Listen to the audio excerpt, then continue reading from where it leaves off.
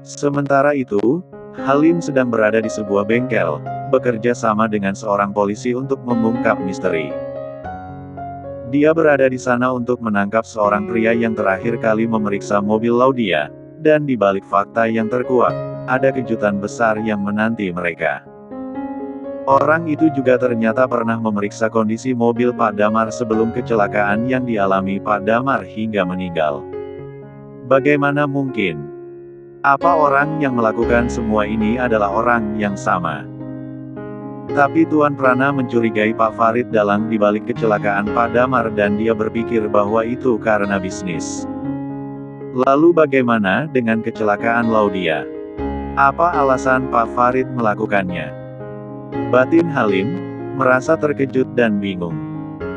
Seolah-olah semua potongan puzzle mulai menyatu, ia merasa perlu menggali lebih dalam lagi untuk mengungkap kebenaran. Ia bukan hanya ingin menyelidiki kecelakaan Laudia tapi juga kecelakaan Pak Damar, demi keadilan dan kebenaran yang harus diungkap. Sudah 4 hari, Laudia dirawat di rumah sakit. Bu Ranti selalu menemani anaknya. Ia terlihat lelah, matanya sembab akibat kurang tidur dan menangis berhari-hari. Sambil memegang tangan Laudia yang terkulai lemah di atas tempat tidur ICU, Bu Ranti berbisik lirih, "Bangun sayang, ibu di sini." Suaranya tercekat oleh tangis yang ia tahan. Pak Hedi, yang duduk di sisi lain tempat tidur, terus memandangi monitor yang menunjukkan detak jantung Laudia. Wajahnya penuh kecemasan, bibirnya bergerak-gerak seolah berdoa dalam diam. Sementara Gio, yang telah menjadi bagian tak terpisahkan dari kehidupan Laudia, tampak murung. Dia berdiri di sudut ruangan, memandang Laudia dengan rasa bersalah dan cemas yang mendalam. Setiap bunyi bip dari alat di ruangan itu membuat jantungnya berdebar kencang. Rea duduk bersama Bu Dona di ruang tunggu luar. Keduanya terlihat lelah dan cemas, namun tetap berusaha untuk saling memberikan dukungan. "Bagaimana perasaanmu nak? Apa kamu tidak mual-mual?" tanya Bu Dona yang penasaran dengan kondisi anaknya. "Aku tidak mual-mual, Bu. Hanya saja, selera makanku berubah. Aku cuma suka makanan berkuah, seperti bakso, soto, atau yang sejenisnya." Rea mengeksplorasi keinginannya lebih dalam. "Minta saja sama Bisaida untuk membuat makanan yang kamu inginkan. Itulah masalahnya Bu. Kemarin, waktu pulang dari rumah sakit, aku minta dibuatkan soto sama Bisaida tapi nggak puas soalnya aku maunya makan di tempatnya," jelas Rea. "Kenapa tidak ngomong sama Abi? Dia pasti mau membawamu makan di sana. Mas Abi sudah terbiasa makan masakan rumahan. Dia tidak pernah makan di warung makan biasa atau membeli makan di pinggir jalan. Itulah kenapa aku tidak ngomong sama Mas Abi, karena pasti tidak diizinkan," ucap Rea yang merasa bahwa mengungkapkan keinginannya ini kepada Abi adalah sia-sia karena mengira bahwa Abi tidak terbiasa datang ke sebuah warung makan. Oleh sebab itu, ia memilih memendamnya sendiri ketimbang mengatakannya pada Abi. "Nanti setelah pulang dari sini, ibu bawa kamu ke warung makan yang banyak jual makanan berkuah, ya," ucap Bu Dona sambil tersenyum melihat anaknya. Rea hanya mengangguk lalu kembali menatap ke pintu ruang ICU. Hatinya terasa sangat cemas dan tak bisa menahan rasa sedihnya sambil berdoa untuk kesembuhan Laudia yang sedang koma. "Aku harus tetap kuat, demi Laudia," batin Rea, mencoba untuk menjaga ketenangannya. Sementara keluarga Laudia orang-orang terdekatnya sedang bersedih, Pak Farid justru mengadakan pesta ulang tahunnya hari ini. Pikirannya tertuju pada kesuksesan pesta yang dihadiri oleh banyak pebisnis yang pernah hadir di pesta pernikahan Abi. Betapa takjubnya Pak Farid saat melihat semua orang yang dia undang berhasil hadir di pestanya, suatu kejadian yang belum pernah terjadi sebelumnya. Tentu saja, perasaannya sangat senang dan bangga saat melihat banyak wartawan yang datang. Namun, di tengah euforia pesta itu, Bu Mega merasa tidak enak. Perasaannya khawatir dengan kehadiran wartawan yang tiba-tiba datang berkumpul di sana. "Mas, kenapa tiba-tiba banyak wartawan, sih? Kita kan tidak mengundang wartawan datang kemari?" tanya Bu Mega dengan nada penuh penasaran dan kekhawatiran. Apa ada sesuatu di balik kehadiran mereka?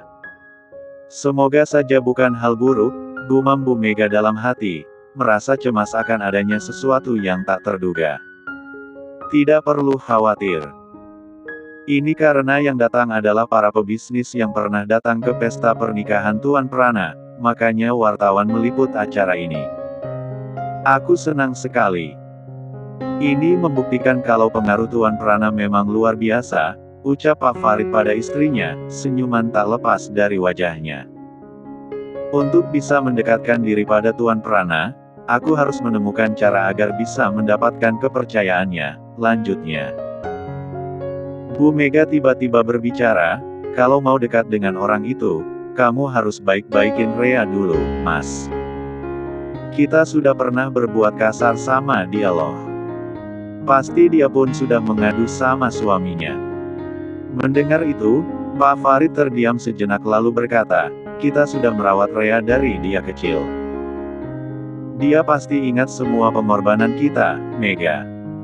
Rea tidak mungkin mengabaikan kita begitu saja. Aku yakin dia akan membantu kita mendapatkan kepercayaan suaminya.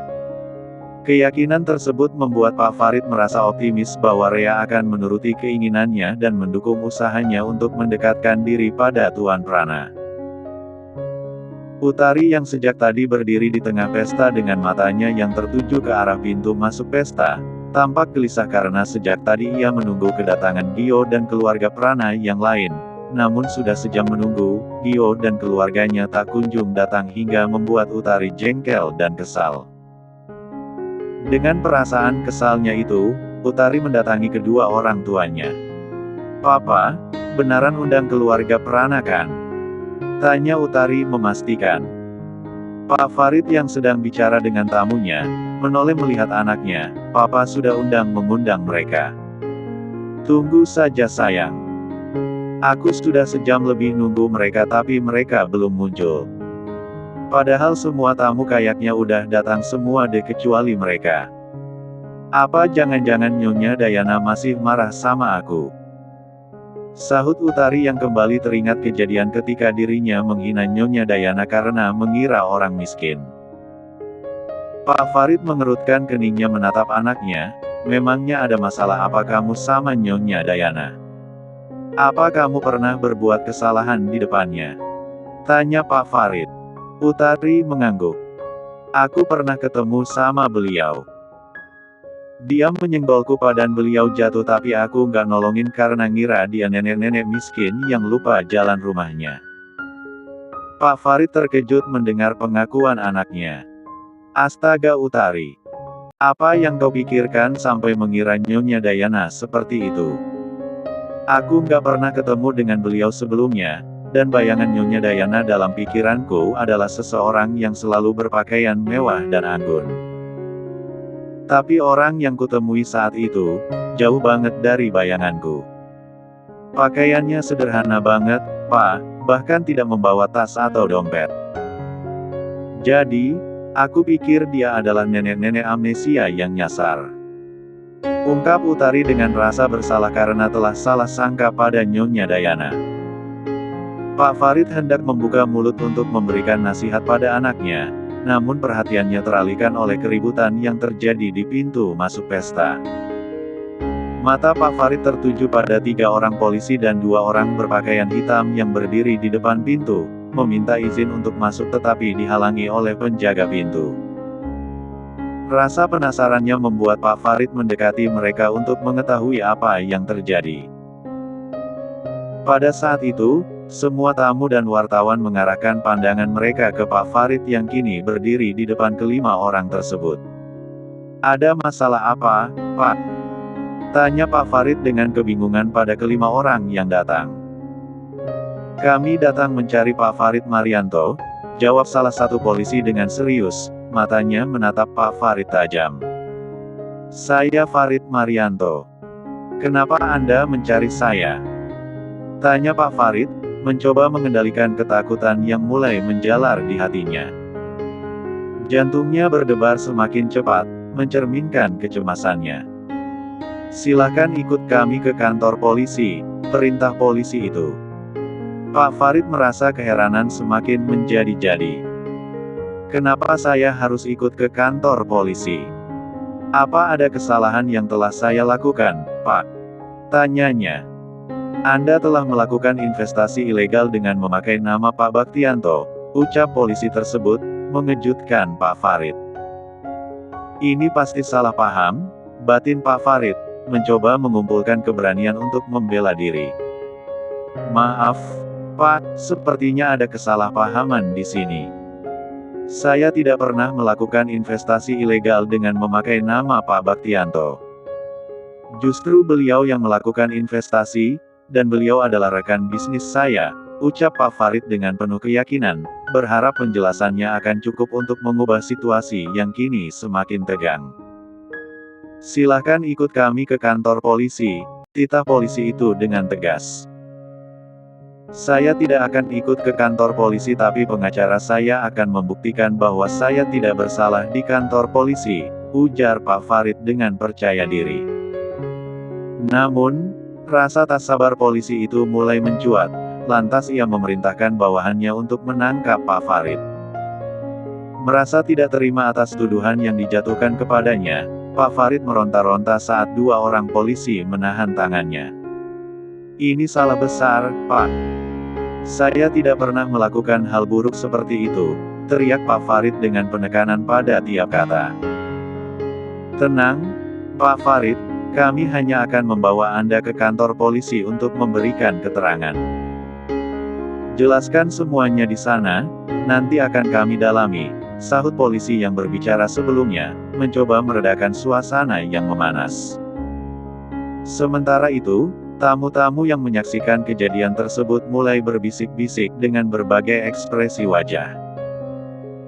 Sebagian dari mereka tampak menatap Pak Farid dengan tatapan penuh kehinaan, seolah dia telah terbukti melakukan kejahatan tersebut. Para wartawan yang hadir dalam acara tersebut tentu tidak menyia-nyiakan kesempatan emas ini.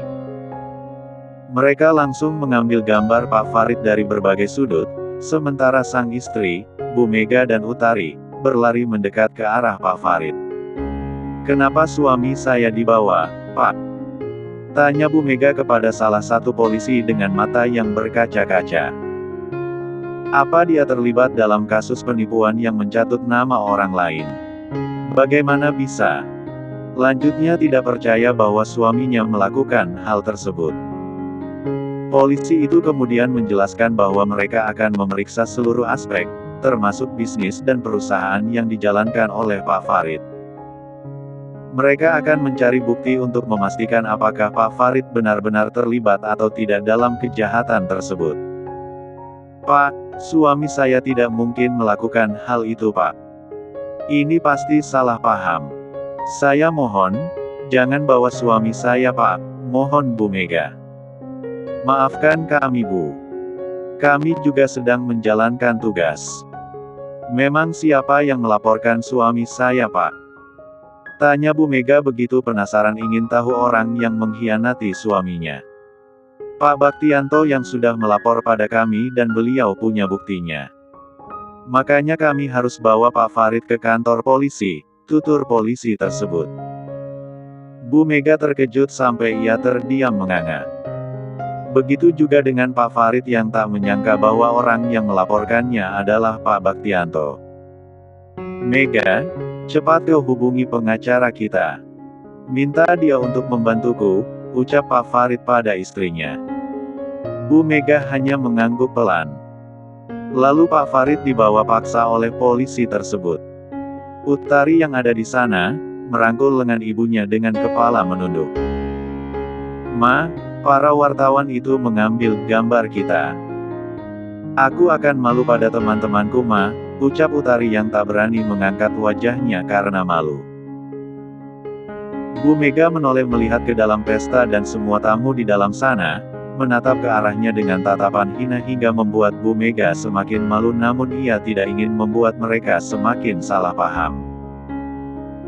Oleh sebab itu, Bu Mega mengambil mic dan berdiri di depan para tamu untuk memberitahu semua tamunya bahwa tak ada masalah yang terjadi. Ini hanya kesalahpahaman. Suami saya tidak bersalah. Dia bawa ke kantor polisi karena ada orang jahat yang melaporkannya dan orang itu adalah Pak Baktianto. Rekan bisnis suami saya. Sepertinya dia iri dan cemburu pada kami karena kami menjadi bagian dari Prana Corporation. Kalian pasti sudah tahu tentang pernikahan Tuan Prana.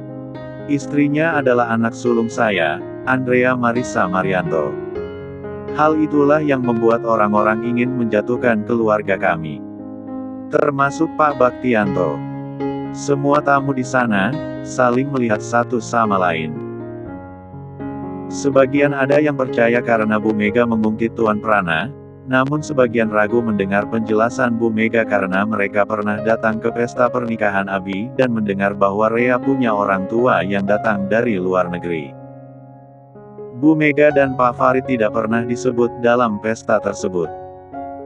Di ruang interogasi yang suram, Farid duduk dengan tangan tergenggam erat. Sorot matanya tampak lesu, mencerminkan kecemasan yang mendalam. Di hadapannya, seorang polisi dengan ekspresi serius mengajukan pertanyaan demi pertanyaan, membolak-balikkan setiap detail dari operasi perusahaan Farid. Setiap dokumen yang disebutkan, setiap transaksi yang dipertanyakan, menambah berat pikiran Farid. Di perusahaan Pak Farid, Bu Mega yang gelisah memasuki kantor suaminya yang kini berantakan. Lembaran-lembaran kertas berserakan di lantai, laci meja kerja terbuka dan beberapa berkas penting tampaknya telah hilang. Hatinya berdebar kencang, tangan yang gemetar mencoba merapikan kembali ruangan itu, tapi setiap dokumen yang dipegangnya hanya semakin mengingatkannya pada kemungkinan terburuk yang mungkin terjadi pada suaminya dan bisnis mereka. Kerutan di dahi Bu Mega semakin dalam saat ia menemukan bahwa beberapa dokumen rahasia yang sangat penting telah diambil oleh polisi. Kepanikan mulai menyelimuti pikirannya, ia merasa seolah-olah dunia sedang runtuh di sekelilingnya. Dengan nafas yang terengah-engah, ia mengambil ponselnya dan mencoba menghubungi pengacara mereka, berharap masih ada jalan keluar dari situasi mencekam ini. Di antara dinginnya dinding ruang interogasi dan kekacauan di kantor, Farid dan Bu Mega berjuang dengan ketakutan dan kecemasan yang sama, meskipun terpisah oleh jarak dan situasi. Mereka berdua terperangkap dalam pusaran masalah yang sama, mencari kekuatan untuk menghadapi apa yang mungkin datang selanjutnya. Sementara Abi yang terus mencari kebenaran tentang kecelakaan Pak Damar, kini berada di restoran bersama Halim dan seorang pria yang baru ia temukan.